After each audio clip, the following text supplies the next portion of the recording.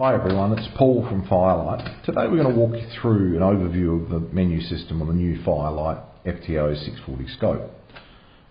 The FTO is powered up by holding down the blue button on the top of the eyepiece for about 5 seconds. The scope's going to boot up from the factory with full OSD display, so on-screen display, which shows angle of inclination, cant, compass and the reticle. You can turn the OSD off later if you like, and we'll go through that shortly.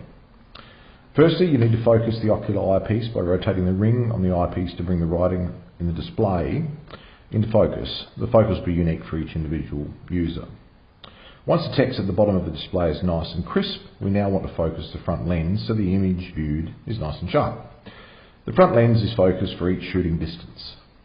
Now to access the menu, push the top turret down and hold for approximately 1 second and the main menu will appear.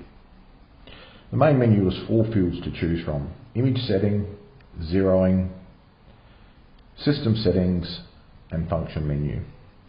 The icon at the 12 o'clock position is the icon that will be engaged when the top turret is pushed again, and the corresponding text will display at the centre.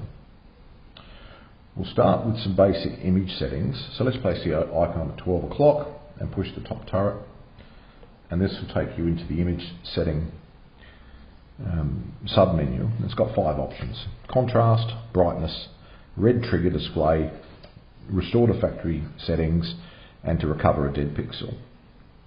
We'll start with brightness. We're set on the brightness setting now. We'll give it 1 quick push and you'll see the little wheel at the bottom, and we'll just dial the brightness right up and see the effect it has, and that's just the display brightness of the image. And we'll find something that's a little bit more appropriate for what we're doing, and we push that 1 more time. It'll take you back to the sub menu. Next we can twist around to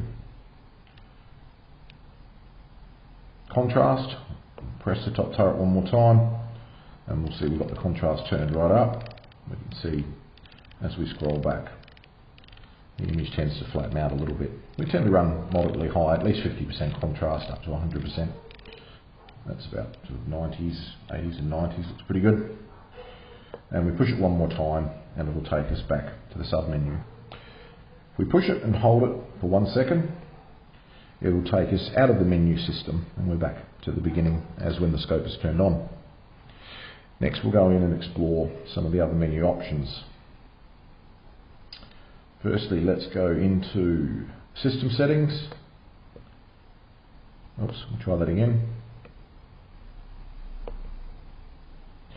And here we can set the language, the sleep time, compass calibration. They'll be calibrated from the factory.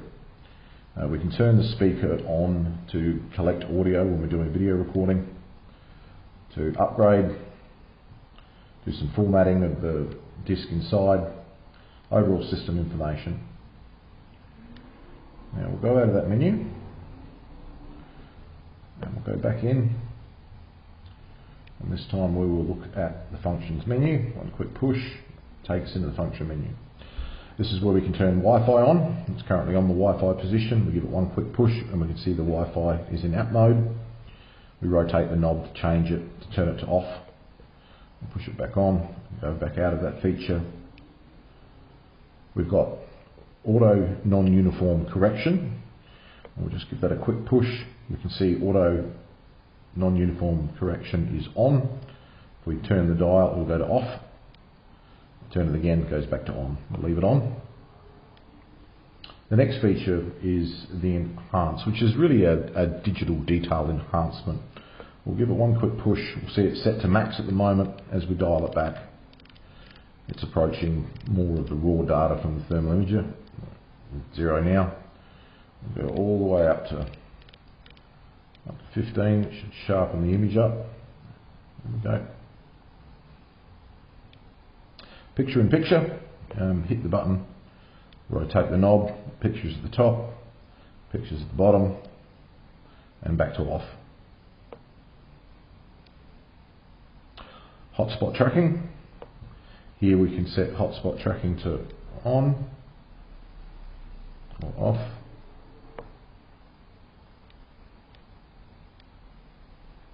screen brightness. Now this is the LCD display at the ocular end of the scope. It's not actually the thermal image brightness per se, it's actually the brightness of the LCD display.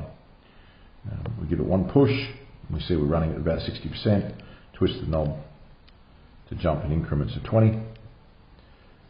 60 seems to work quite well for me.